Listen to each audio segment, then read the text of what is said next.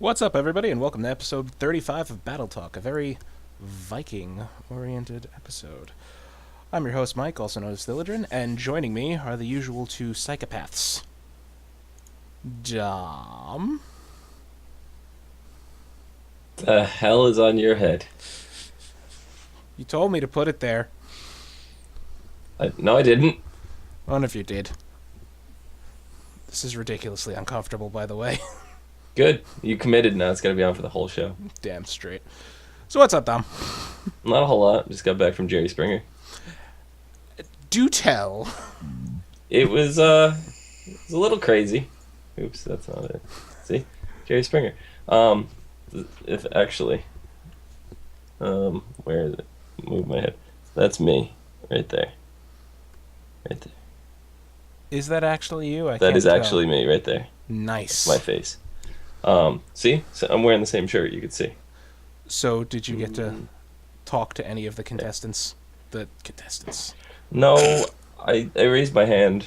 I was gonna ask one of the people something in the final question things, but I didn't get picked. Did Jerry Springer turn into a game show? I said contestant guests. Fine, guests.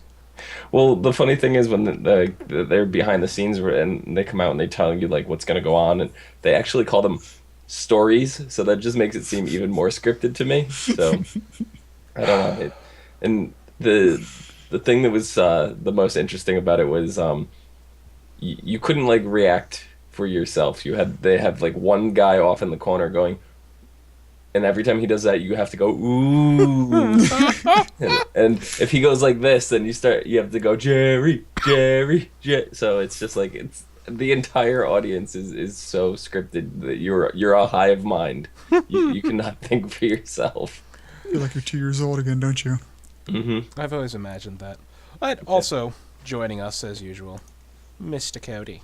Jurgen Blurgen. You Splurgen, Jurgen. Oh, I've got the Blurgen.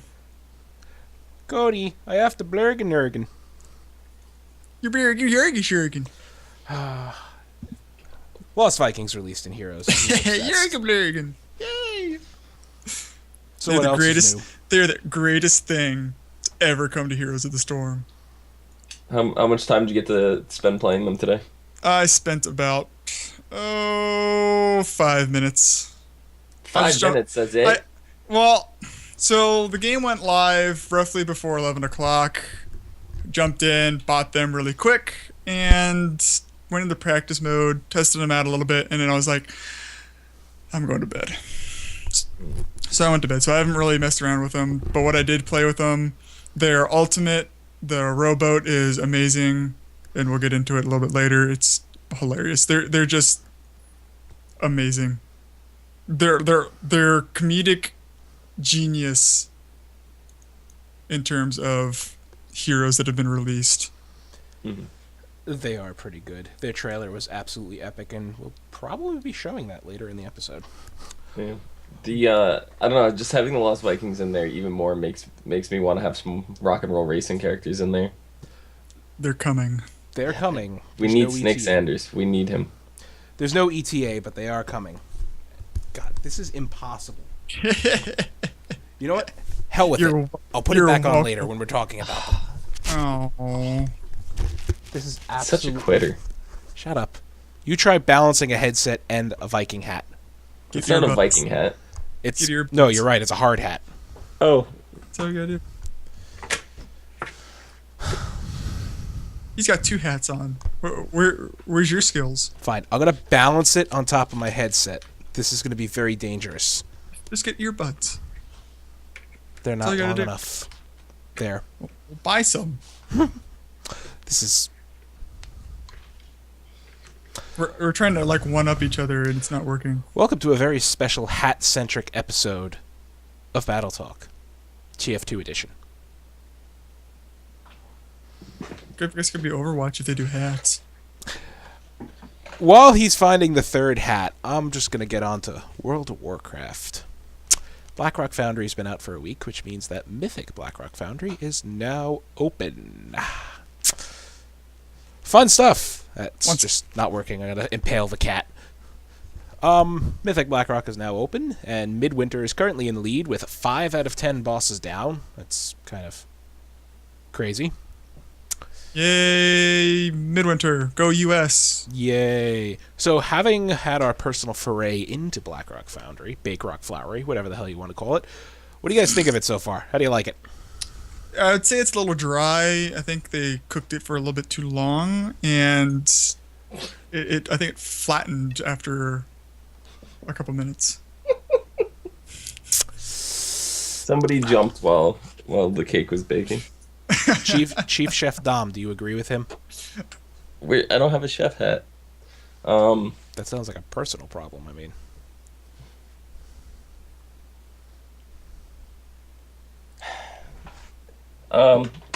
I prefer mine medium rare. So seriously, how'd you guys like the instance?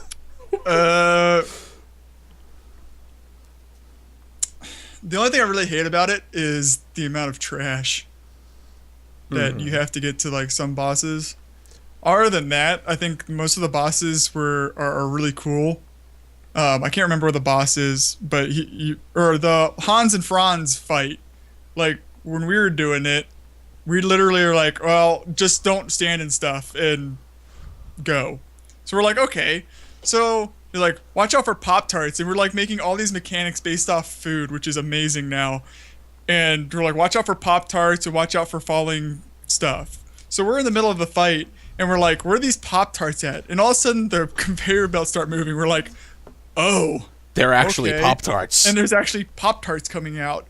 And then, like, all of a sudden, like, the platforms start lighting up. We're like, what is this? And things just start smashing Right, that was people. it. And Pop-Tarts we're like, and hot what? plates. Yeah, we're like, oh, okay. So, I mean, that fight was just fun in the sense of trying to dodge mechanics and how chaotic it is. But, like, once everybody's like, oh, you know, you can stand in between the conveyor belts and you won't move. And then, like, 5 minutes later, Phil's like, oh, fun fact, you can stand in between the conveyor belts. You don't move. And we're like, yes, we said that 5 minutes ago. What have you been doing? That literally was 5 minutes after we said it. We're like, what have you been doing for the last 5 minutes? It was the best. Overall, though, I think the instance is very well tuned. I think Groll was fun as far as nostalgia goes. I think that fight was really fun. Hans and Franz was also a lot of fun just because the mechanics was funny. The two And, that I liked hilarious. the most were Hans and Franz and the Beast Lord. Beast Lord was fun too. Once we got all the mechanics down and once we really got the fight, I think we wiped on him once and then we got on the next fight just because once we got the last mechanics down, that phase- was like a fluke wipe. Yeah, So, what did we screwed up the end with the dragon we didn't and the kill. fire. Yeah, we didn't kill enough of the spikes. But I mean, once we got that down, I think everything. well, part of it smoothed too itself is out, we so. actually kind of went in the instance partially blind.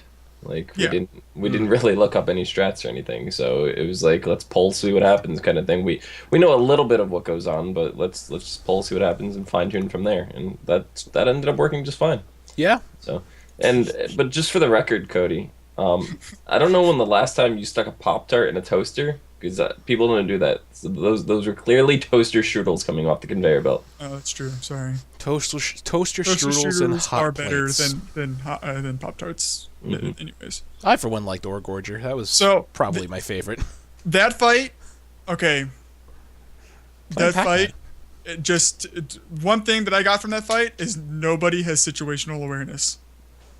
Speak for yourself. We had fine situational awareness after the first like 2 attempts. I died the first attempt because That- I wasn't expecting that him to entire move fight that is- fast. It's an extremely easy fight. You know, once you really think about it, and once you get the mechanics down of moving from the Black Rock or whatever that ability is, once you get that Yeah, the zigzag down, it's all about you and the boss. That's all you have to worry about. You don't necessarily, and from what we discussed during the fight, he does follow where the most ore is. So if you can literally tell the boss where to move. If you kill so much ore in a certain spot, he'll go to that spot and collect that ore. And then once ore's gone from that area, he'll never go to that area ever again. He'll always pick the path that'll get him the closest to the next group of ore. So literally, like where I was standing on Star, If you cleared out all that ore by star, he'll never go to star again. So you're always going to be clear in that U. So star will always be clear. And I think that's something that we can take into this week's raid and say, okay, we're going to clear star, so star's always going to be clear. If you need a heal, go to star. And for our just always listeners watch who have no idea stupid where the hell bots. Star is, It's back in the corner yeah, where I stand. Yeah, Cody's the same person So it's that'll clear. put a star marker on someone and then a star marker on the ground and then say move to star, and then he actually But the means stars- the opposite of the one that everybody does. But the star is always on me, and I always stand on star for that fight. for that fight. We're not talking about Yes, for that every fight. other fight. And then I put star on me, and then I say don't go to star. Yeah, exactly. I stay go to the raid marker, which is never star. I don't know. Cody just thinks he's the star. I haven't found a boss in there I don't like yet.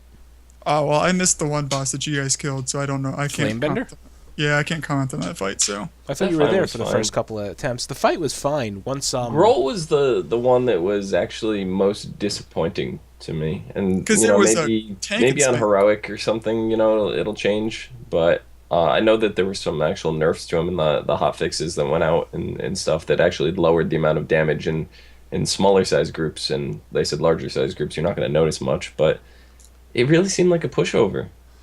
It really did. Like Grohl was one of my favorite fights in Burning Crusade, so I was really looking for well, I think a that's little what more out of it. I think that's what they did with it. I think it wasn't necessarily a fight that people went in and said, "Oh, it's Grohl. We're gonna get something totally new." I think, like personally, I think it was more of a nostalgia fight. Like it made sense to put it in, but it wasn't necessarily a What- fight that you were gonna go in thinking you're gonna get something new and, reinventing. It was that nostalgia piece. Everybody knew about it. When they did Burning Crusade, everyone did the fight. Here's something, from back then for those old time players to say, hey, Yeah. here it is again, but with like a slight twist. I mean, the shadow doesn't hit everybody. It only picks, like, for our raid size, it only picked 4 or 5 people. But They At the same added time, that's something that they had to change, because I remember when Burning Crusade came out, that was such a thing. Like, you almost didn't bring melee to the fight because Yes. you couldn't get enough people around the boss and to spread out, and it was a disaster. So that's clearly something they had to change going in. Also, it wouldn't have worked with adding in the Inferno Slice mechanic because you have to scatter but stack at Yeah. the same time. Wasn't going to work very well. Well, I mean, it's almost like they took. Obviously, there's going to be added new mechanics to it because of how he's changed in this timeline compared to ours. Captain Hook. But it's almost like they took Grohl from BC and like, here's what we wanted to do with him, and here's what was wrong with, BC Grohl, and here's how it works now, and how was supposed to work back then. So it's almost like they learned from their mistakes, they updated it to what it should have been, and they want you to go play it now in this universe. So I like it. I'm not really disappointed. I think it's just a nostalgia boss for, BC players, so I'm not really disappointed. I'm not really, excited about it. It's there. I enjoyed it. It's It loot. was alright. Yeah, it's just little like I didn't even realize that Kargath was actually in the first Ramparts Burning Crusade dungeon. I completely forgot that Kargath was even in that. He's the first boss in Ramparts. That's not Kargath. Yes, it is. That is totally... It is a Blade Fist Orc, but it is totally not Kargath.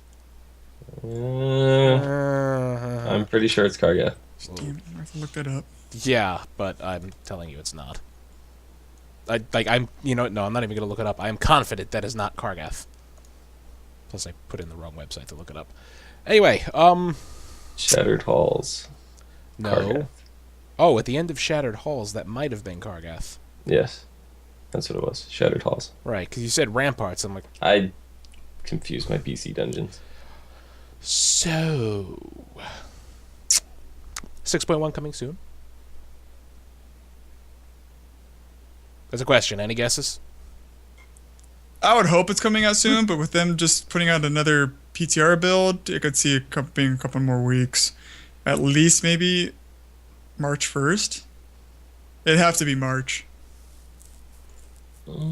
I guess it'd have to be March. I mean, they're still slowly opening BlackRock. We haven't even gotten LFR yet. Which, considering our attempts on Blast Furnace, I wonder what LFR is going to be like. It's going to be a joke. I know, but how do you dumb down that fight without making it just utterly idiotic? Which fight? Gruul? Any of them. I'm talking Blast Well, Furnace you right can. now. Well, really, you could. Well, okay, Blast Furnace. That's gonna be chaotic because I mean, from what we were looking at when we were trying it, that's just a chaotic fight in general. Yeah. First off, the bombs LFR? are going to do 0 damage to the raid. Yeah, that'll be. Yeah, that'll be a given. Secondly, half as many ads are going to spawn. The bombs are going to do minimal damage to the raid, and when detonated, they're going to fire a homing missile at the heat regulator on the side of the furnace, so you don't have to run it over there. So the LFR for that wing doesn't open until next week, right? Right, next Tuesday.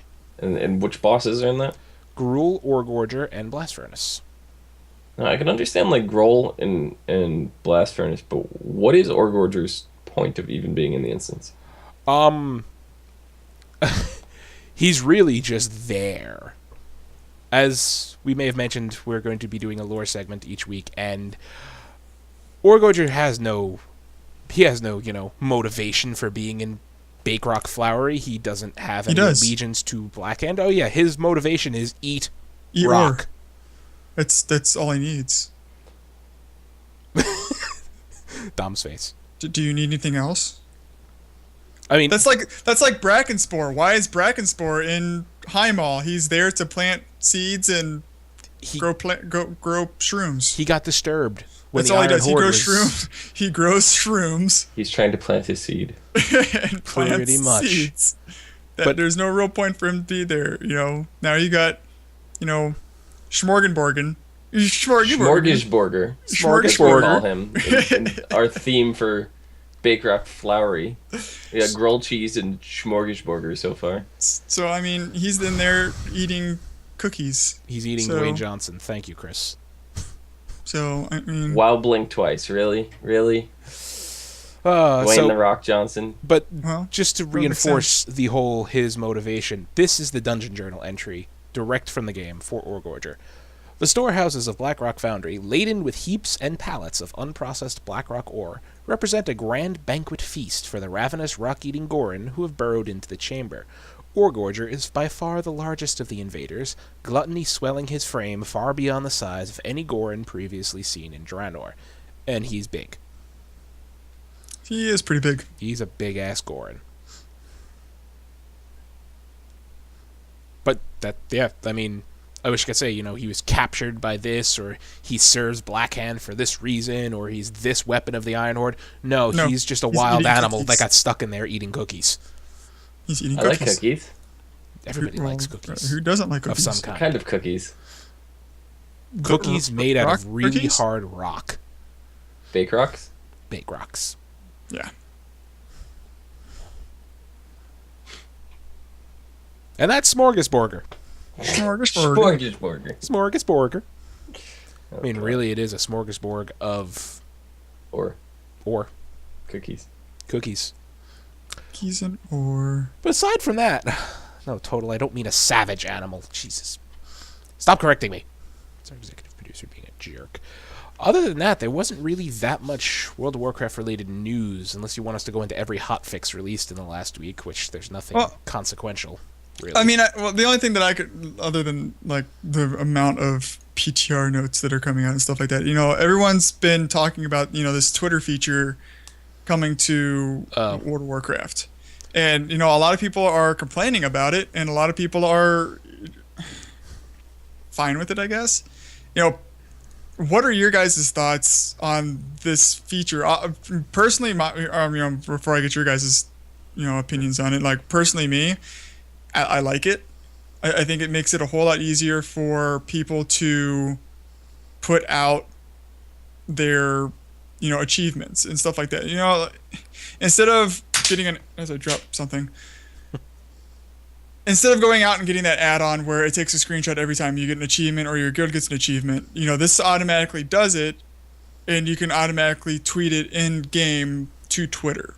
It's careful with the word automatic, because it doesn't automatically no send it out. You have to click the button. Yes. You have to manually click but click tweet. It's more streamlined, I guess I would say, than having to go into Twitter or TweetDeck or Hootsuite stuff or like a program like that and going in, finding that specific screenshot and stuff like that. It's already there. It's more streamlined. So I mean, and like a lot of people are just there's some people out there that are just complaining about like the system, and I'm not sure why. I mean, it's not like haters gotta hate. Well, I don't know if they're complaining like, oh, why are you working on this when there's other things to be worked on? And it's a separate team. Not. Well, I mean, it's not just that. It's an API. That's all Blizzard had to do was literally go to the Twitter site, grab their API from the developer site, and integrate it into their game, and then add a few little features. Yeah, and design a little bit of a UI and stuff around it. But so the UI department and everybody that went in that, do you really think that took them anything more than an hour? I would say at max, they probably did it on their lunch break. We discussed this, a week or two ago, that it was probably some guy like, hey guys, what if you could tweet screenshots and other things directly from in-game, mock it up, and by the end of, that was at the morning meeting, and by lunchtime he had a mock-up of it working in the game's code. It's not that hard. So, they're not taking away any real time from development to put this in. It's a nice feature. It's, extra. It's streamlined. It's streamlined. It just makes everyone's life a lot easier. Plus, when you get, like for us, if we get when we get Black Hand down or when we got Imperator down, how easy it would have been to say, okay, screenshot, boom, tweet it out right then and there, instead of screenshot, okay, hey, I need to go get on Twitter and it's just time that we don't want to spend when it could be done in game, on the fly, within 2 minutes. Exactly. Say, Imperator down, boom, screenshot done, gone, out in Twitter. Did you guys see the blue post that they did to kind of showcase this? Yes. I saw it, yes. The thing that cracks me up is it's supposed to be this new relevant feature, and they were showing Share the Love from Zoldrak from 3 expansions ago. It's like, really? Why don't you show some more current stuff?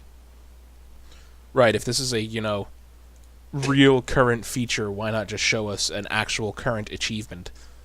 They were showing how to take a picture, in your garrison, and one of the items that they showed linking was Thunder Fury. I get because it's a legendary, show it off or whatever, but well, the only thing that okay, so we got 6.1 coming soon.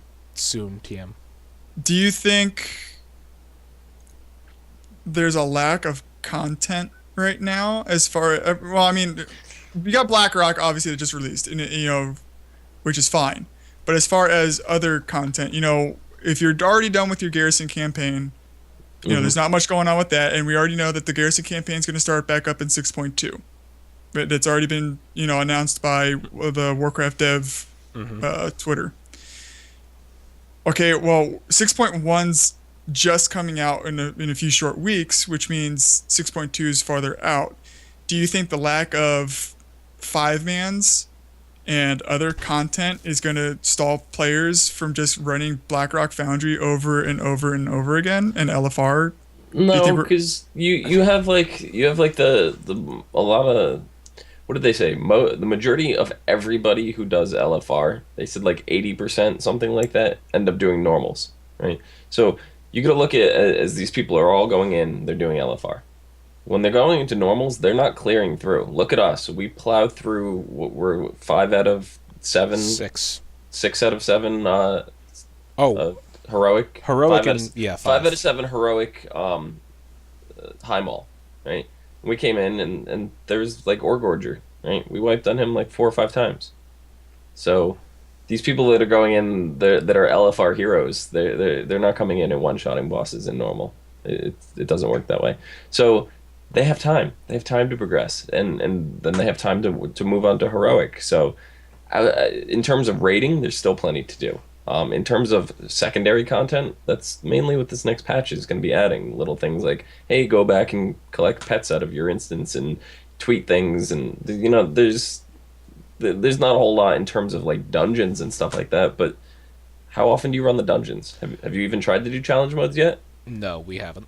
So there's plenty to do. There's plenty to do, and not 6.1 comes around. They're putting the heirloom tab in with all of its new fun features and functionality. Perfect time to level an alt. Yep. If you are one of those top end people who is completely done miraculously with, say, heroic Blackrock Foundry right now, go level an alt if you want to keep playing the game. But otherwise, I'm sorry, I don't know what I can tell you. I mean, if you're done with heroic Blackrock Foundry, you start working on Mythic. Start working on Mythic. Yeah, well, what am I saying?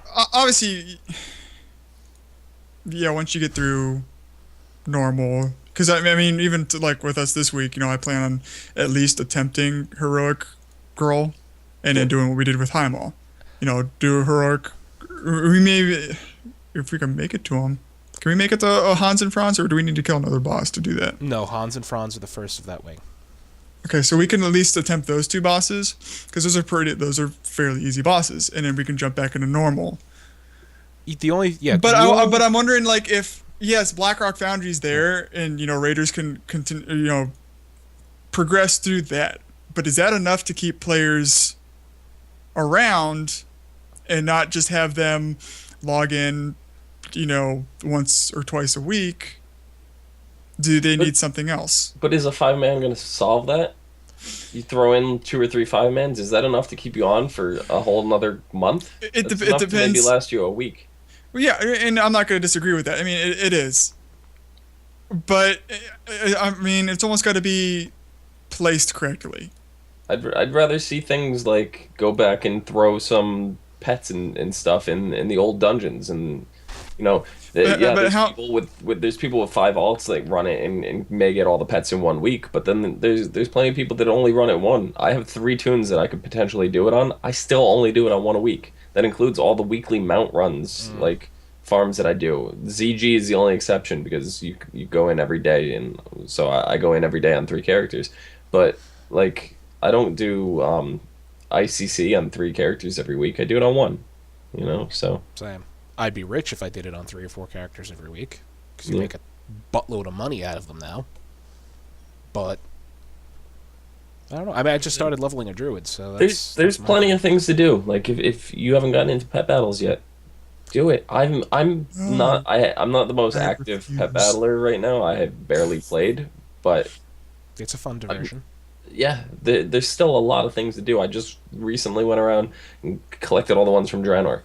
Right, so I got that achievement. Ooh, but I still haven't done any of the actual trainer battles in Draenor. Like, I have all that to do. I have to win 2,000 pet battles or something to get my monument. Like, there's all sorts of things you could do. So by saying that there's not enough content in the game right now, it doesn't hold up for me. All right.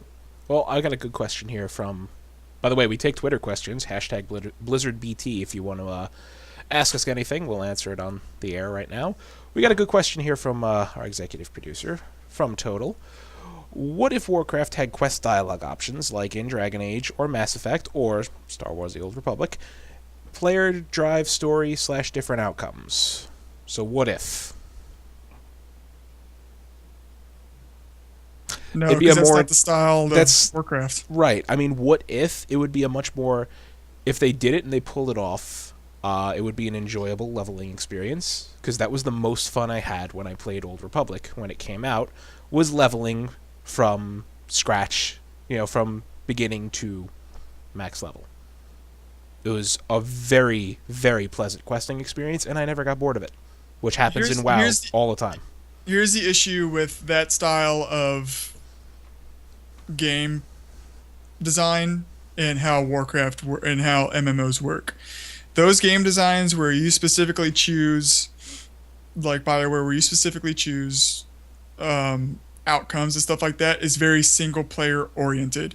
It is very, very limited on the multiplayer aspect of it. That's why SWTOR is terrible when it first came out. It was terrible for a MMO because it was very good for single player because it was all about that single player experience. Same thing with ESO. ESO is very good for a single player experience. Terrible MMO. It's very you can't do that morale system in a MMO format because everyone's going to be different. Everyone's outcome is going to be different. If they do it in Warcraft, say there's a thing in Warcraft where, yeah, I'm Horde, but if I choose certain ways, I can actually join the Iron Horde. That just screwed everything up now in as far as Warcraft goes, because now you have to go in. Zister chose not to join the Iron Horde. He's staying with the Horde. What? He has to go in and kill Kargath Bladefist. Well, I joined the Iron Horde and I want him alive in my game. It's very and chat saying phasing. You know how much stupidity that would be and how much awful that would be. Blew up an entire zone. You just killed Warcraft. It wouldn't work for WoW in its current or any incarnation it's ever been in. They would need a massive overhaul to the entire formula of the game. The whole morale system that nobody's asking for. It's something that would work very well for World of Warcraft 2. If they built it, I don't even think it would work for that. If they built it from the ground up, I think they could pull it off. And I thought about this for a really long time. And if they were to ever do a sequel, I know I'm going off a little bit, but if they were to ever do a sequel for World of Warcraft, right? The best way to do it is because you always run that risk of alienating because you lose your character and it's essentially starting over from scratch, is you can still use your same character and have the bridge between the two MMOs be the Caverns of Time. And that's how you go between the two storylines. And you could just play your same character. It would be fine. But if they build it from the ground up that way, I think it would be I think it would be okay. Mm-hmm. But as it stands right now, Warcraft is not built that way. You cannot do that in this game. I think as it stands right now. I think this is just coming from like my personal perspective of this. Obviously, I think if you add like the morale system in it, it completely negates the purpose of an MMO. The morale system is so focused on that single player experience that you're not going to get that MMO experience of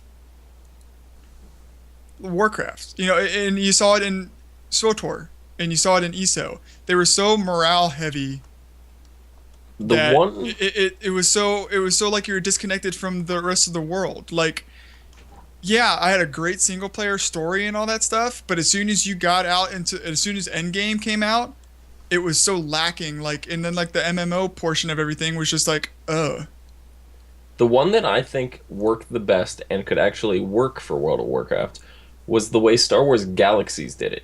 And that was every month you would have a campaign that would go on. And it would be based off participation. So let's say you have dailies or you have turn-in quests or something like that, and you have the Horde side and the Alliance side, and whichever one participates more, and it was on an actual percentage system. So if the Horde did 51% of the story and the Alliance only did 49%, and this was game-wide, not just server-wide or anything like that, it was game-wide. That's how the story would progress in that side's favor. So if the Alliance really came in or whatever, they would just plow over the Horde in that particular month's storyline. And it would just keep continuing, and based on how it would go, would change things within the game. And I think they could pull that off, and that would be actually really cool. And to kind of have like a poll percentage system, like a pie chart on the site somewhere, so you could see what side is in the lead and all that would kind of be cool. Well, I mean, they almost kind of did that. I want to say they almost kind of did that with, Firelands and the Isle of Quathalos? Yeah. Friggin' Sunwell.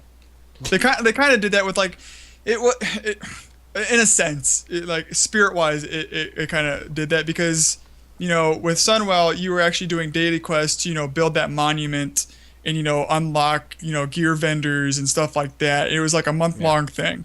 And, like, Firelands came on, and it was like a mirror image of that where you were trying to regrow the world tree and stuff like that.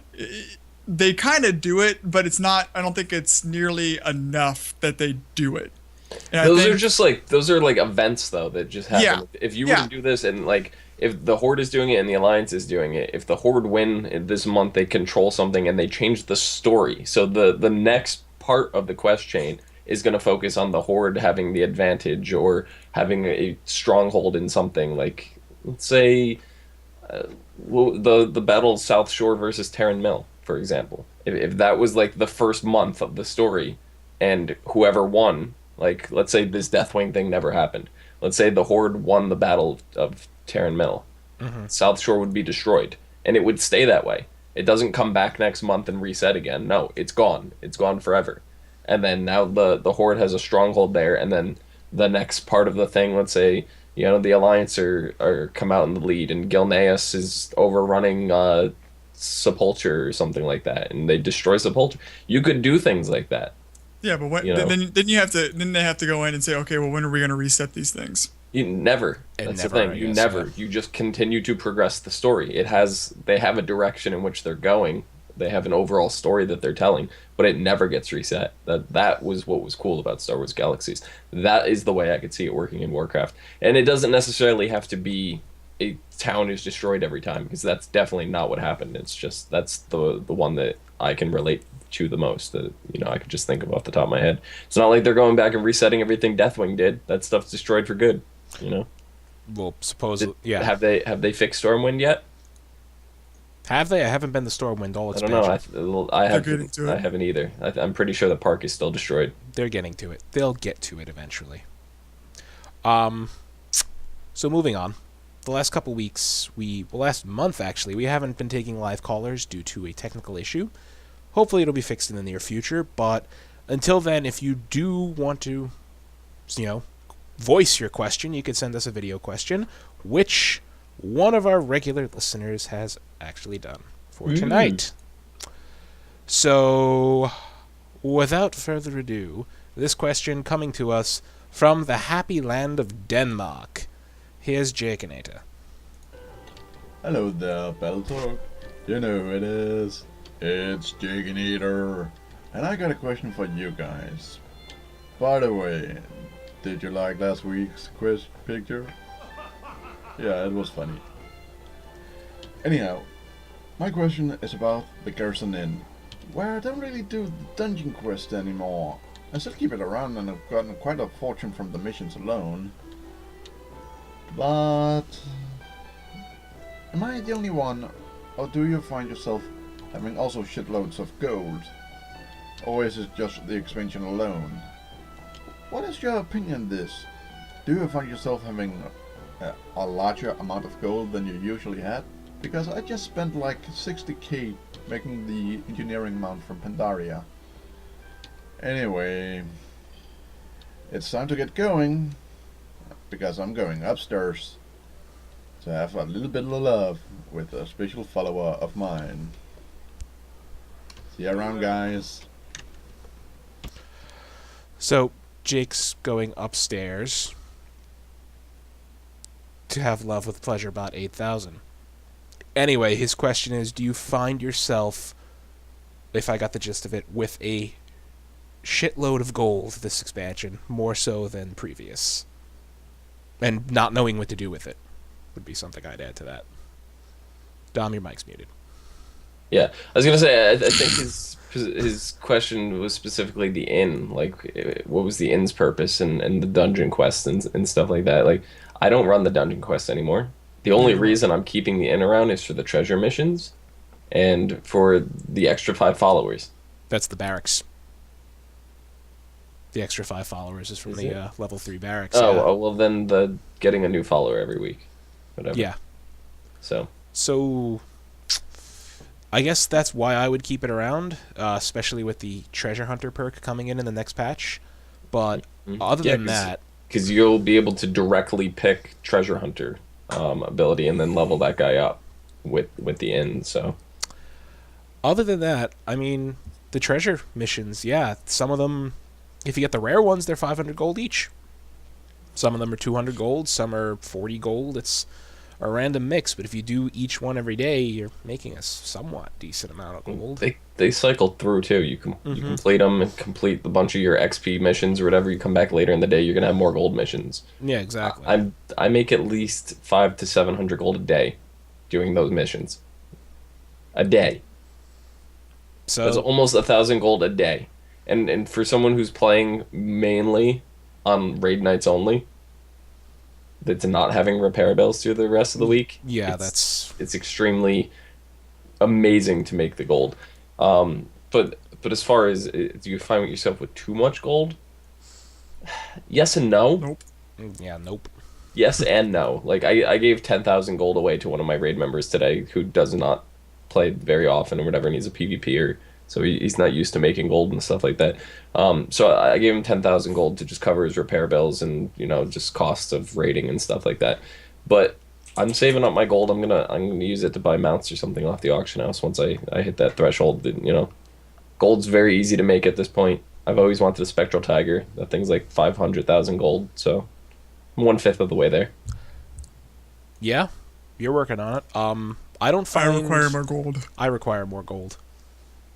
Yeah, especially when that best in slot piece of gear is up on the auction house, and I want it. Mm-hmm. But otherwise, no. I don't know. need more gold. I can't bring myself to buy gear off the auction house.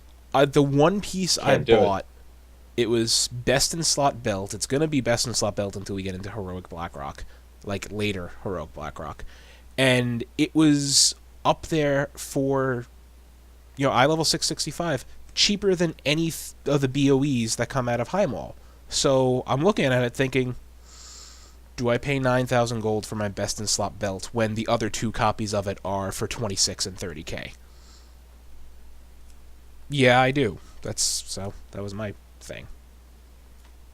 But I always need more gold. I agree. I need more gold. You can never have enough gold.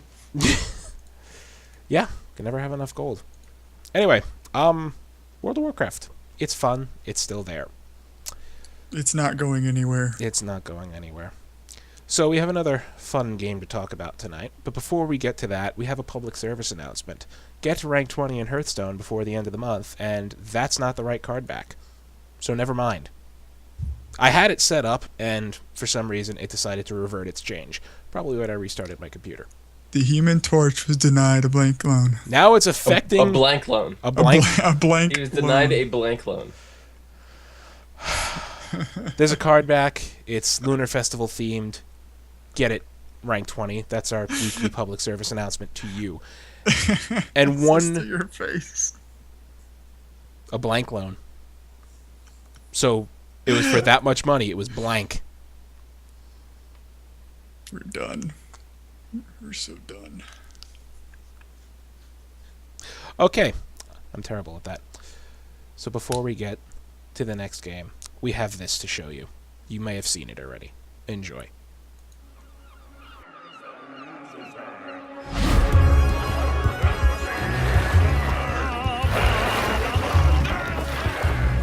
So, one day I wake up to find that me and my friends are lost. Again! No one said it was your fault, Olaf. But if there's one thing we're good at, it's... Getting lost? No, Baylog, we're good at... Now what? Listen, I'm trying to say that if we stick together, there's no obstacle. Oh no! Back up! Oh no! Like I was saying, if we work as a team, the three of us, we can accomplish anything. Don't mess with the Vikings. That's right. Eric, I gotta go, Ramona. Please. Now? Couldn't you have gone before we left? Oh.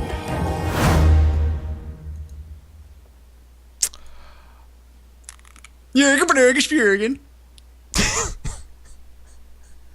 Yes! Olaf is amazing. Olaf is He's amazing. always been my favorite Viking. Jürgen. There, the hat's back. This is like when I want to like get a YouTube video of the little girl from Poltergeist that says, "They're here." Don't lay me down to sleep. Continue. They're here. So The TLV hype is real. the TLV hype is real. The Lost Vikings are now in Heroes of the Storm. Jürgen. And Olaf is totally the Swedish chef. All right, really. I love this hat, but I just can't get it to work. That's twice now. So, big patch went into Heroes of the Storm today, releasing the Lost Vikings and balancing out a few other things, nerfing Tychus into the absolute depths of oblivion, and... I don't know what you're talking about. I think he's still viable. Oh, he's still viable, but a lot of people are going to be bitching and whining for the next few days that he's been nerfed to hell. Otherwise, it's a fun patch. So, the Lost Vikings. Have you guys gotten to play them yet? The whole 5 minutes after I bought him. It's... And even though... I hopped into just practice mode real quick after I had bought him, but... And I don't know if it's because I was in practice, but none of my hotkeys were actually, like, there. So, like, 1 through 4 weren't working to select each individual Viking. So I don't know if that was just because, like I said, practice mode or whatnot, or I have to actually go in and set that up. But from what I was playing around with, they're an interesting group. It's just an interesting hero in general. I think it's going to take some time. I think StarCraft players are going to be the most beneficial out of this hero, just because it's going to take a lot of macroing and microing to control these guys. Yeah, they are 3 separate characters that are all not exactly one full hero. They're like half a hero each, maybe even less than that.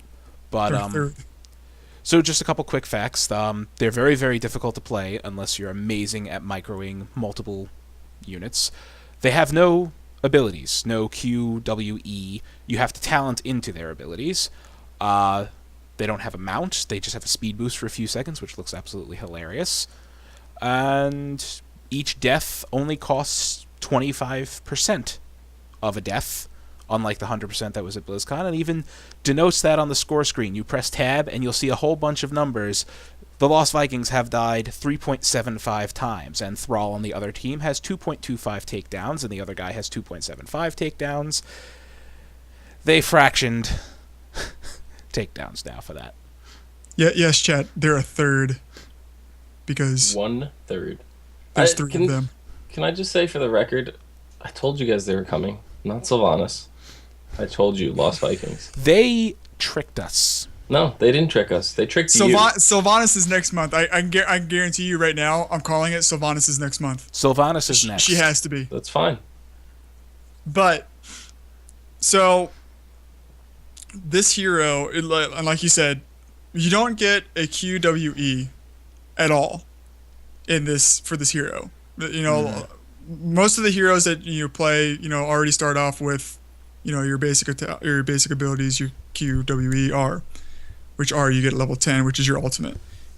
Vikings is different. You don't get that. In every level that you pick a talent, it's either a talent that benefits one of the Vikings individually, or its basic ability, which is kind of weird because do you take the basic ability to do you take Q, which is a whirlwind that all the Vikings do, or do you take, increased range on Eric and a knockback with his regular basic attack? Yeah, with his basic attack. Or, do you take your W, which is it's really cool. The animation is really cool. It's like they jump up in the air. It's like a dodge, essentially. It's Tassadar's phase shift in functionality. Yes, essentially. And they pretty much they levitate in the air and they use their shields. Like Olaf uses his shield as a parachute, and like you can literally walk over enemies to escape. And the other ability is a shield, just to straight up. And that one's the only basic ability talent that I can see people picking just because of the shield, like in Hero League, just for survivability. That's the only one that out of those 3 basic abilities, that's the only one I can see someone actually taking. It's just weird how they designed this hero around, not around the abilities, but around the talents that you take. Right. Unlike other heroes in the game, where it's based off the talenting into your basic attacks. You're talenting into Your special each abilities. Viking. Each Viking, yeah. Which is really weird. Because, I mean, they have multiple buffs. You can make the little one stealth. You can make it so when they're at half health, they move faster. Or you can make it so, what's the one? Balog, that he starts attacking like a machine gun if you keep attacking, Well, I mean, consistently. even with have that stun the whole lot. stealth, there's a twist to useless. the stealth, because once Eric goes stealth, it also increases his vision by, I think, 25%. He has to stand perfectly still for 5 seconds, so it's not... Yeah. So it like coincides with it, which is really kind of cool.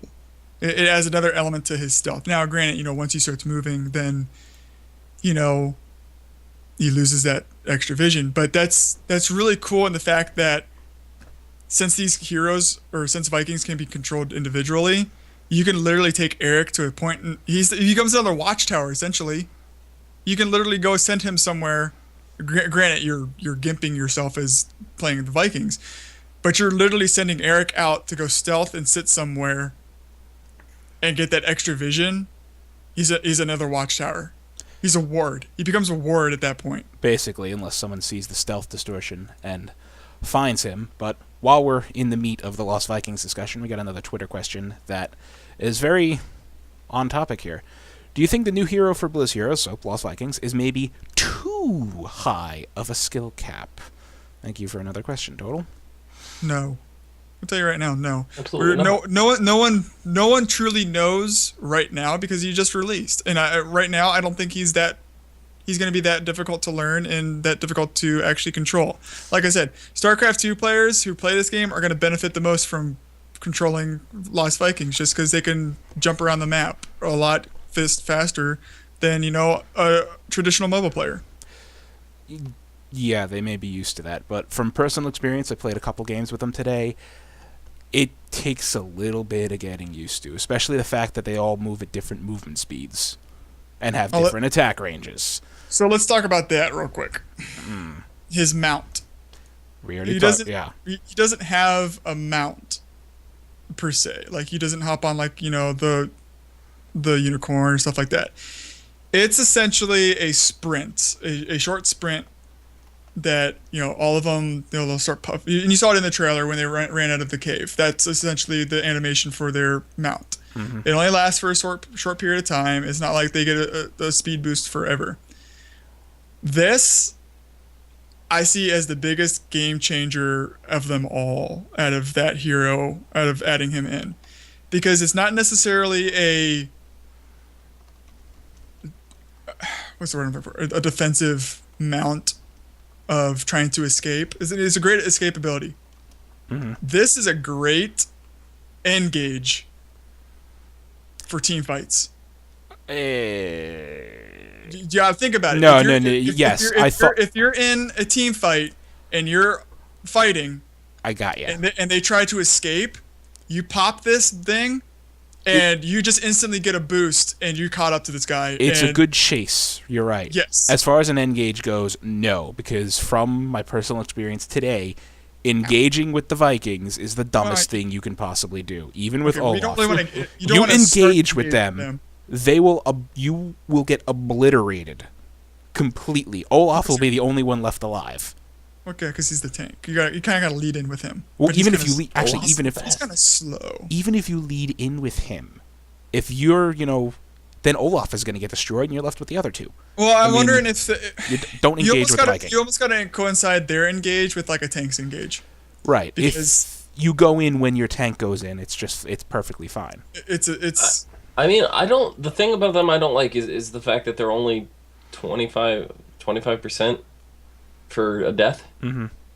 So if you were to kill all 3 of them, though, you still don't get the full death as if you killed one hero. I was under the impression that Olaf counted as half. No, they're all 25. Which, So- but it makes sense. You know, No, it Murky's doesn't. They're all Murky's only. Well, I If understand they what were you're trying to say. 33%, that would make sense. 25% does not make sense. I don't know where they came up with their number, but I can tell you that any of them, while they're alone and on their own, is absolutely useless, especially early game. You're treating him as a Murky. I They understand are- that, but I'm saying if all three are grouped up, you have the full power of one hero. No, you really Right. don't. Not really.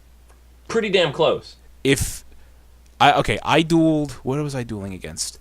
A Malfurion. Okay, I took him down, but I lost 2 Vikings in the process, so it completely wasn't worth it.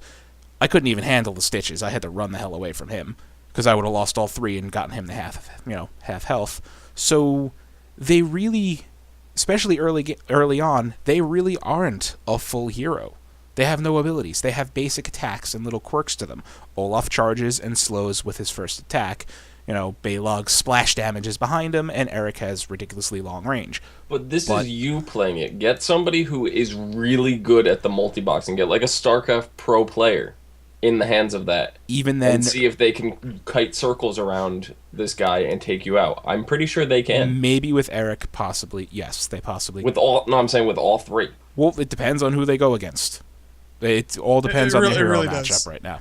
I mean, if you got to think about like the Lost Viking is their own separate team, you're not going to go after Olaf first because he's the tank. You're going to go after Eric first because he's quick and he does the most damage, and then you're going to go after But if the other one. Eric is kiting you around while the other 2 are doing damage, that's what I'm saying. That's fine. But you're not going to engage without a CC. No, and from one thing that happened, even if you're trying to kite around with Eric, they could chase Eric down and ignore the other 2 and be perfectly fine. It's just... You also got to remember if Eric's a lot quicker than the other 2, so if he's kiting, the other 2 are very, very far behind him, and even though you may not be able to catch him, you're still doing damage to him, to the fact that he's going to die a lot quicker than the other 2 catching up to you. Yeah, but... In a sense of, and now to go back to your statement of 25%, you got to think about this. And like I said, they're treating him like Murky, in the sense that individually they're very weak, they're very squishy, they're very death prone, and their trait that they have accounts for that. Their death timer is cut in half instead of the 2 seconds that Murky has. So I mean, in a sense, they're the same hero. So I mean, I understand that you're saying well, if you kill all 3, it should count as one hero. Yes and no. I don't like it in the fact that that's just more math that they have to do in the programming and stuff like that. It's a number. Keep it simple. Make them all 25%. Yes, you're getting gimped. You kill that hero. It's not counted as, a full hero death. That's something I guess they can look at later on. That maybe if all 3 die, you get a full hero kill. Because I'm not does that work with Murky? If you kill Murky, you get 25%. Then you kill his egg and you get 25%. Then you kill him. Egg is worth you 50. Egg was worth 50. So you get 75. So then you kill Murky after you kill the egg. Does that mean you get 1.75 hero deaths? I'm not hero kill? No, I believe So you still only get I think if you get the egg with Murky and you put on the full death timer for Murky, I believe it gives you the extra 25% and makes it a full hero kill at 100. But I agree that if for some reason each Viking separately should cost 25%, but if you happen to get all 3 wiped out in a short period of time, like say over the course of a couple seconds, count it as a full hero death because you done goofed. You should be penalized for that. Well, I mean, and it's Or just do like what Phil said and have Eric and Balog do 25 and Olaf do 50. Yeah, even that, because Olaf he's got a lot of health, and when you get him out of combat, his health recovers quick. Well, I'm wondering if that's just a programming thing. I mean, obviously, they just came in. They just got implemented. I wonder if that's just a programming thing, and I wonder if it's a lot harder than we're thinking about it because I honestly don't know. there are 3 individual heroes or individual units, but they're all one hero. So I wonder if it's easier for them to just say, okay, well, all 3 of them count as 25%. Than actually going in and saying, okay, well, you're 25, you're 25, you're 50. Well, so Olaf is the would do tank that. in this scenario. He's the tankier. Right, and Eric's got speed. What is Balog's? Balog's He's also ranged. He's ranged. He's normal range all around. He's beefier than Eric, but not as beefy as Olaf. And his damage, his abilities, when his basic attack hits, it splits off into a cone and does half damage to everything behind it. But the big thing that the Lost Vikings have going for them is objective control, especially on Dragon Shrine and no, not Sky Temple. The Cursed Hollow. The one plants Garden Terror, Garden of Terror. Oh, Pirates Bay. Yeah, the name just wouldn't come to me because you can take one of the 3 Vikings and take either the dragon or the plant horror. And you still have the other 2 Vikings running around with, the super beast thing. So that's great. You got that going for you. You don't lose, a full hero when you take the map objective like you would otherwise in, a normal situation. Yeah. But that's what I love. Overall, I think TLV is probably one of the better heroes to come out. It's not from their... It's not from their big 3. It's not from StarCraft. It's not from Diablo. It's not from Warcraft. It's from classic IP. And that's and everybody wanted them. And that just everybody adds to it right there. It just adds to their hero pool. I mean, before they were announced at BlizzCon, was there anybody actually clamoring for these guys?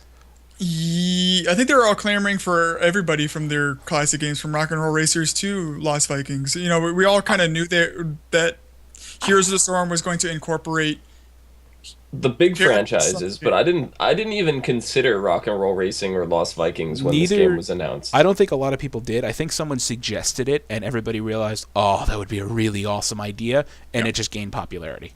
Yeah. And I think... Do you think that influenced it, or do you think this is something that was in the works? According to what what the devs say, it was always considered in the works that, most of the heroes would be from their big 3 IPs, but that they would throw in a couple from other things that Blizzard has worked on. So there's that. And I just want to say, these Rock and Roll Racing guys. If you listen to the quotes from TLV, they're like some of the best quotes. Is this real life? Is this real life from freaking YouTube? Are you kidding me? We've been waiting 17 years for this. And then Eric goes, I'm too fast and furious for this. Thank you. Too fast, too furious. Hashtag too soon. You're like, that's like the best thing ever. And then when you get their alt, the rowboat, they start singing. They start singing in Norwegian or whatever, and there's music playing while the boat's moving. That is the greatest thing ever in video games. So, before we hop off the Lost Viking train here, we have one more Twitter question. This one from someone who hasn't asked any Twitter questions before. This is from John, at No More. Which Lost Viking is your favorite? Go, Eric. Darn it. Olaf. Eric. Olaf. Eric.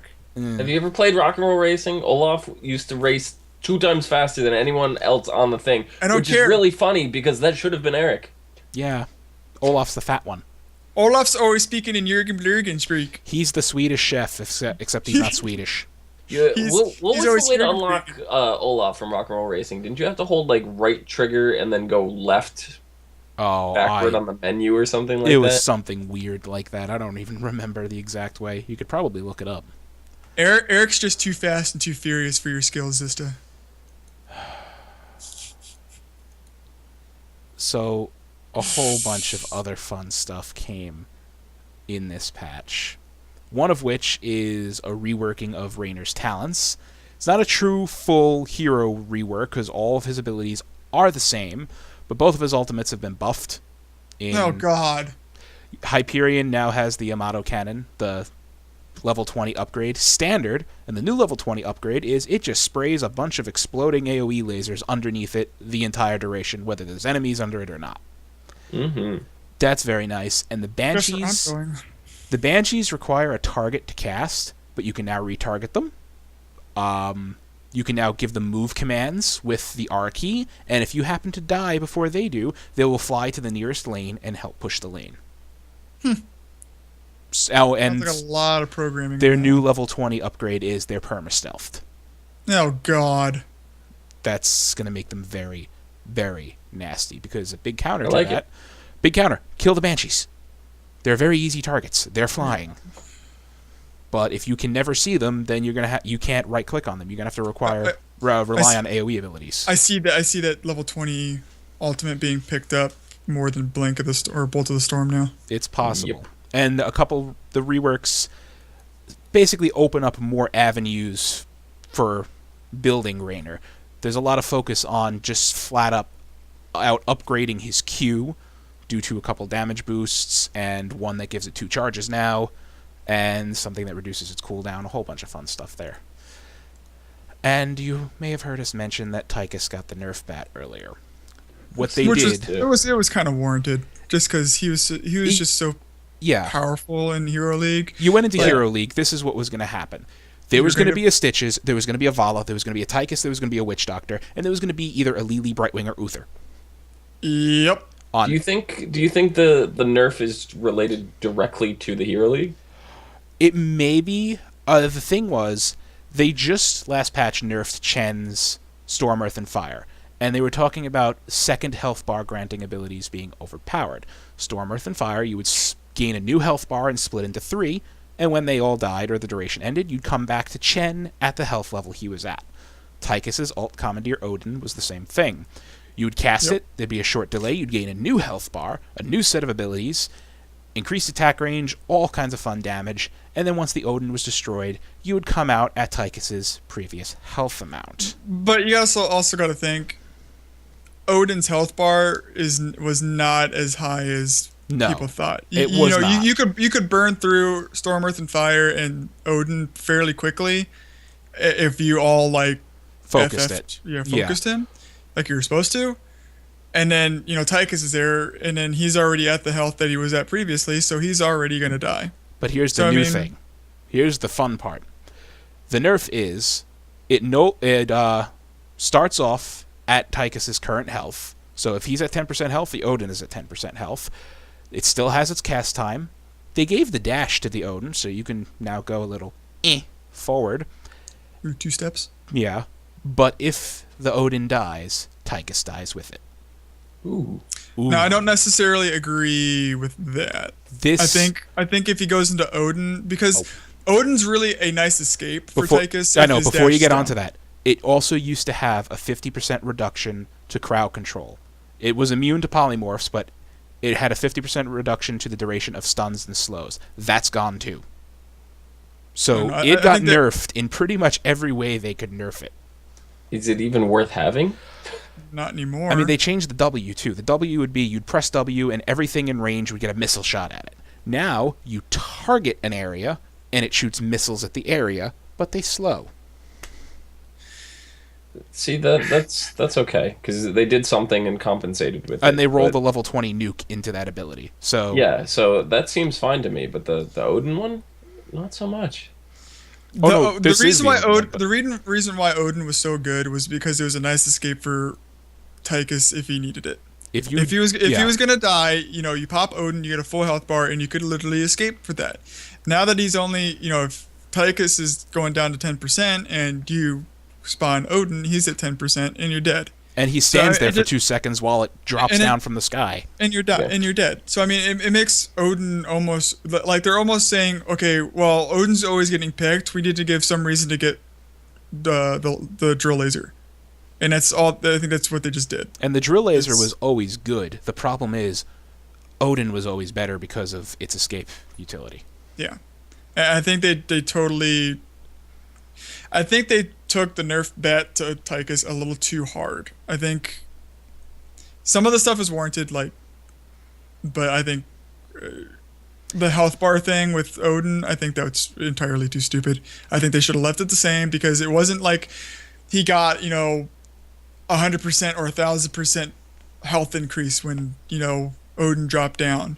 He was still fairly squishy even in Odin. And then when he popped out, he was at the same health he was at when he went in. So, I mean, it wasn't like it was going to be a big deal. Yeah. I think... I don't know. I don't think it was really warranted. It's just going to take some time and some testing to make sure to see how bad this is really going to affect Tychus and how far he's going to drop Well, on the tier list. only time will tell. But you know what was a big deal? They finally added our alpha portraits. They did finally get the alpha portraits working. I noticed mine was in there today. I think Cody mentioned to me earlier that he saw his was in there today. I noticed mine like My original last Tuesday. Yeah, I didn't notice. the initial one for Wednesday. playing an alpha portrait was put in last week. And then with this patch, I noticed that I got my level 40 portrait, which is kind of curious because I always thought I was under the assumption that in order to get the level 40 portrait, you needed to hit level 40 before this latest wipe. Mm-hmm. And that's not the case. It's if you hit level 40 at any point in time in alpha, you got the level 40 alpha portrait, which is nice. So I don't feel left out that I missed out on a portrait because that would have really pissed me off. Yeah, Really? it would. But it looks cool. It's just it's just the alpha picture with I it's missed gold. it. It's didn't just hit 40? alpha but gold. Yeah, it's just gold. I never hit 40 before either way. The background's just gold. I thought you hit 40 at least once. Got close. Didn't. No cigar, though. Shame on you. Shame on me. It's almost like the Torn Mill South Shore. I title. said, I didn't give a crap about the title. Moving on. Another major change they made is giving you options for talents at level 20. One of the things they did was take Rewind, which would reset the cooldowns on all your basic abilities. They took it off a few heroes and made it level 20 on some heroes. Actually, all of them. I think it's just a level 20 talent now on every hero that still has it. It was a pretty strong talent, but some of the new things they put in to give you options are here, and we're going to give you a quick idea of what they are. There's 4 of them. First is called Nexus Blades. This gives you a 20% increase to damage, and your basic attack's slow. And it's found on a short list of heroes. I'm not going to go through them. One of the interesting ones is Illidan. Now, he slows you when he attacks you automatically. That's going to be fun. Another one is Nexus. That's interesting. Yeah. Nexus Frenzy increases attack speed and basic attack range by 20%, and it's found on a list of ranged heroes: Raynor, Sergeant Hammer, Tychus, Vala. Like they needed to attack faster. And then there's one for tanks, Hardened Shield. Vala. Activate to reduce all incoming damage by 75% for 4 seconds. So it's an active mitigation. It's basically a shield wall. Have fun. And a new Fury of the Storm. Every 5 seconds, the next basic attack will deal an additional 200 damage to the primary target and 500 damage to each nearby minion or mercenary. And it's found on, it looks like, all of the specialists except for Abathur and Murky. So, let's talk about this real quick. Go You on. know what this essentially is? This is essentially them saying, okay, artifacts didn't work. We're going to make artifacts talents. But, It's essentially what it is, because if you think about it, some of those artifacts that were in there increased attack speed, some of them increased shields, and some of them increased, basic attack damage. Now, instead of building straight up health artifacts into, say, Vala, now you actually have to talent into it. It's only specific heroes get these certain talents. So now you actually have to build into them if you want to. It just gives it a little bit more. And I tweeted this out to Trixler, their CM for heroes. I'm like, these talents are really going to change late game team fights, because are you going to take these specific talents, or are you going to take the one that goes to your ultimate, or are you going to take Bolt of the Storm? I mean, Bolt is just really good especially in, higher end, like ranked play and stuff like that, because it is an escape, it is an engage, it's, it's flash, it's a very lovely Bolt. I'm Dom putting his level 9 and his alpha portrait up there, and I'm just like, Is that the level 40 hero portrait right there? Is it gold? no. It looks gold. The whole portrait isn't gold. No, it's just the background on the alpha. That's the 41. That's the 41. I Oh, think so. I didn't know you got rank 40 ever. I sure did. Well, that's nice to know. As far as these new ones go, Somebody didn't. I might try Fury of the Storm on Zagara, only because, well, see, Zagara's got Bolt. That's what I would take on her, because upgrading her Maw isn't that great, really. I can see Fury of the Storm working really extremely well with Sergeant Hammer. Ooh, what? You don't want Missile Orbit? Or super extended range and more damage? What is it called? Napalm Strike? I think Fury's would benefit more on Sergeant Hammer. She already does a ton of splash damage, and one attack just Exactly. doing a massive... But I'm going to try that on Hammer next chance I get. That's actually a really cool idea. But you Probably got to would think work. about it. It's essentially what it is. It's the artifact system in talent form at level 20. You don't get it necessarily at the beginning of the at the beginning of the matches. You don't choose it before you go in. You actually have to talent into this artifact now. So Vala, at 10 stacks of her trait, or of her hatred, she's already shooting like a machine gun. Now you just added Nexus Frenzy to the mix, and now she's shooting even faster. And from further away. And from further away. So really, now this is going to be like a thing that you have to pick instead of Bolt of the Storm. You don't have to No, pick. literally, this is literally going to change team fights late game, because teams that pick these and can coordinate well enough with it are going to wreck. All right, yeah, probably. Imagine getting the mitigate. Imagine having a Tassadar on your team to pop that shield. Yeah, it would actually And then you get be another scary shield, to come against. and then if you say you've got Chen, and now you've got, and now you're Too many shields. Too many shields. Exactly. You don't need more shields. The other big deal that went You're in gonna wreck. is player profile sheet is now live. About time. It shows you pretty much everything you want your profile page to show you. How many games you've played, your win rates on all of the different maps, your most played heroes, your win rates with those heroes, and your current level and things you've unlocked, and a whole bunch of fun stuff like that. Dom's looking at it right now. There's a perfect preview. I'm going to zoom in on Dom. That is the new hero player profile screen. So Did you? Oh, you did win that one. That's a recent victory. take a look. Okay, go to player progression. Let's just go through them because they look pretty cool. Look at that.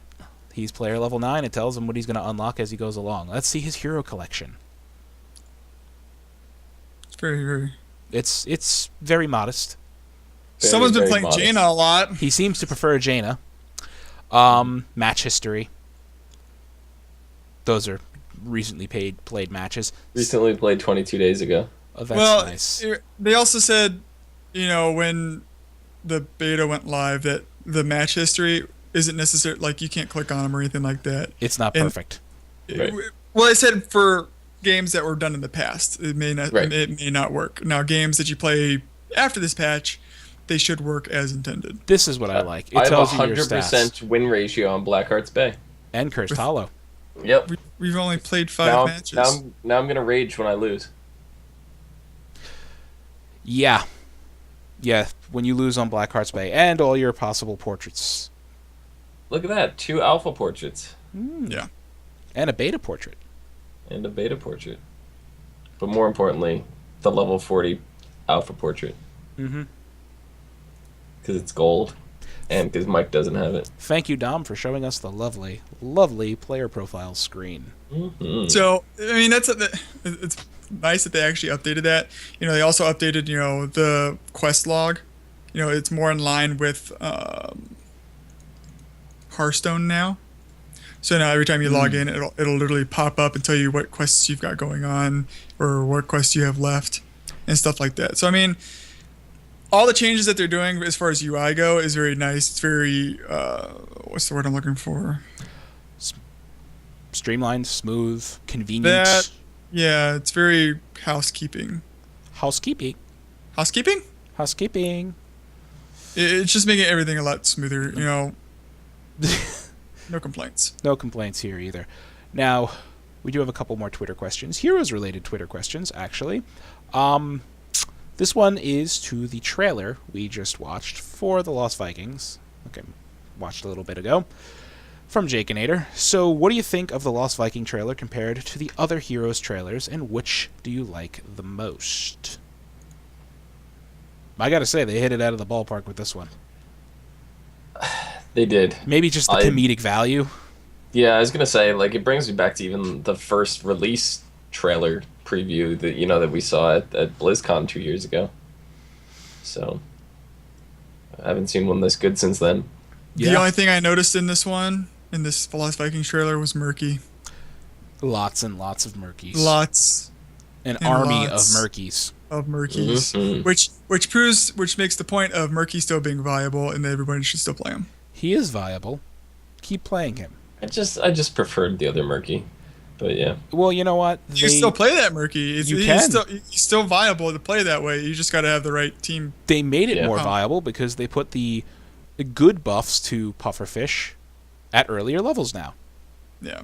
So, So they kind of swing them back in the favor of pushing. whereas both seem like they would work. And the other question, this one's not Heroes related. I'm sorry, I lied. This is WoW related. This is from one of our newer guild members, Rexer. Does Rogue's killing spree need to be reworked? I'm going to go to our resident rogue and ask, does it need to be reworked? It's killing me every time, so it's very effective. But see, killing spree is not supposed to kill the player who uses it. You sure? I was under the impression that's how it was supposed to work the entire time. How many times did it kill you during Almost Big every Rock? time. Almost every boss attempt. It's 'cause Sister, I how'd you gotta- die? Oh, I was in the middle of killing spree. It's because I have to learn like the best time to use it. Because, like we said earlier, we were going into the Blackrock, kind of a little blind-eyed, right? Yeah. So it's getting a lot of those different timers down, and like the big one was Borger, right? Smorgish Borger. Smorgasburger. He does this ability where he turns around and spits at the ranged, right? So I use Killing Spree, because whenever I use Killing Spree, if a boss turns, it warps me behind him in the middle of Killing Spree. That's not the case with Smorgasburger. He spits before he turns around, somehow projectile vomits through the back of his head, and whatever. So I'm now between him and the ranged, and I get hit and died. So He takes the full brunt of the acid spit that the tank is supposed to mitigate for the rest of the raid behind it. right. So now, because I've learned that, Killing Spree did get me killed. There's no other way to know that that's going to happen. I have to die to it. That's the only way to find this out. So, so now what I have to do is I have to watch, and when he spits, then I Killing Spree. I just can't do it beforehand. I'm amazed you didn't, killing spree your way into a toaster strudel on Hans and Franz. If they were attackable, I probably would have. You probably would have. But I mean, they've already kind of reworked Killing Spree. Killing Spree, as of Heart of Fear, it was probably, I think, around Heart of Fear when they changed it. Or maybe it was slightly after that. Maybe it was for Siege. I don't remember. Pandaria is all fuzzy whatever to me. Fozzie Bear to me. But when you used to hit Killing Spree, it would jump around to any target that's anywhere nearby. Now Killing Spree, unless you use Blade Flurry. So if you just use Killing Spree as it is, it will only attack the boss you're on. If you pair it with Blade Flurry, then it'll function how it used to and fly back and forth between every target within range. So it's kind of been reworked already. The big change that I would do for Killing Spree, me personally, is because I found a lot of times that I would hit it, and then the boss would do an ability, and then it would be something that I need to run out of, like Tectus, for example. When he casts his pink clouds or whatever, it automatically puts him behind me. Or puts me behind him, rather. So if a cloud is spawning, I want to be able to run away from that. I can't. I'm stuck behind the boss for approximately 6 seconds, which is if I'm directly in a cloud, that is enough to die. There's no way around that. Yep. So if they just had a toggle ability where, yeah, you'd waste the cooldown, but allow me to shut it off so I can run out of there. That would be what I want. Just activate it again to stop killing spree. You wasted the cooldown. It's your fault. But at least you have the survivability. That's what I would change. And that seems like it would be a nice change. Mm-hmm. But, yeah. That's it for our Twitter questions tonight. And, Yep. Is there anything else you guys want to mention that we may not have covered? I think we've covered everything major that happened this week. If you leave I like their in Heroes pajamas. matches, I'm going to find you. Oh, yeah, they put the lever penalties in Heroes. We've talked about them previously. They're now in. I like their pajamas. I like their pajamas, too. Blizzard, add a PJ bundle to the game and call it Slumber Party. Slumber party. They need Would one be more. What, them and Abathur? They need Pajamathur? one or two more pajamas. They'd add 2 more heroes Who with else? pajama themes and a mount. And Who else could they add one to? any of them, I don't care who. Loki? No. Give it like Tychus or somebody. No. Give it to Diablo. Like, the most outrageous hero that you could think of would be like Diablo. Tyrael. And Tyrael? Yeah, Tyrael. Even angels need comfy pajamas. So, I mean, get some wacky heroes out there with pajamas and stick them in a bundle. Arthas. No. Any of these would be wacky in pajamas. Yeah. An Uberrock. Sergeant Hammer. Asmodan. Zagara. Any of the heroes would be really wacky. So who's 50% Stitches? off this week? What is the Stitches. 50% sales? 50% is Abathur this week. Yes. And his skull skin. Well, looky there. So he's $4. Buy him. $4.99 for this. I love that skin. It's pretty I good. remember the first time I saw that, I had to sit back a second. Yeah. Great skin. But another week gone. Another episode of Battle Talk ends. Quick There you news have slash Jam quick Party news. Bundle. $13.11 for the yeah. That's just for Vikings. Yeah. So, quick update on World Progression, Blood Legion, and Midwinter are now tied at 5 for 10. Not bad. That was a good quick update. Hey, what was our predictions last week? You guys said that it was going to be done in a week. That definitely didn't happen. I gave it a couple days. It just started today. So, Oh yeah, you're right. So, I mean, it could still be a week before all 10 are down. We don't know how hard Mythic Blackhand is going to be. I'm pretty sure he's going to be very difficult. He's going to be one of I those. think I said a couple days, so I think it'll be done by Friday. Someone will have cleared Mythic. I think I gave it 2 weeks, so We'll see. Anyway, Cody, where can the lovely people of the interwebs find you? Everywhere. They can find me Twitter, Can't Heals, twitch.tv/CanHeals, and Facebook at Can't Heals. And as the GM of a certain guild on Terralion? I don't know what you're talking about. Fine, I'll plug the guild. Dom, where can they find you? you can find me down below, right there, at XIZTA with an underscore at the end. You can also find me on YouTube/ASO TV Podcast. There's some podcasts for some of your favorite TV shows, including The Walking Dead, which just came back this last Sunday. Ooh. I heard it was very controversial. It was a good episode. I heard it was a very good episode. It was an amazing episode. That's good. You can find me on Twitter, @Thillager. You can find me where Dom said, on the As Seen on TV podcast, and you can find all three of us on US Terralion Horde in the Guild Silent Chaos. We're always accepting new members, whether you raid or not. Our raid times, if that's what you're interested in, are Fridays and Saturdays at 8 p.m. Eastern Time, and we usually run for 3 to 4 hours. So, yeah, you can find us in all those places. And you can find us here every Tuesday night for Battle Talk at 9:30 Eastern on Twitch TV/Zista. And YouTube/DeadZista. Because I'm perpetually dead. all He's the time. perpetually dead.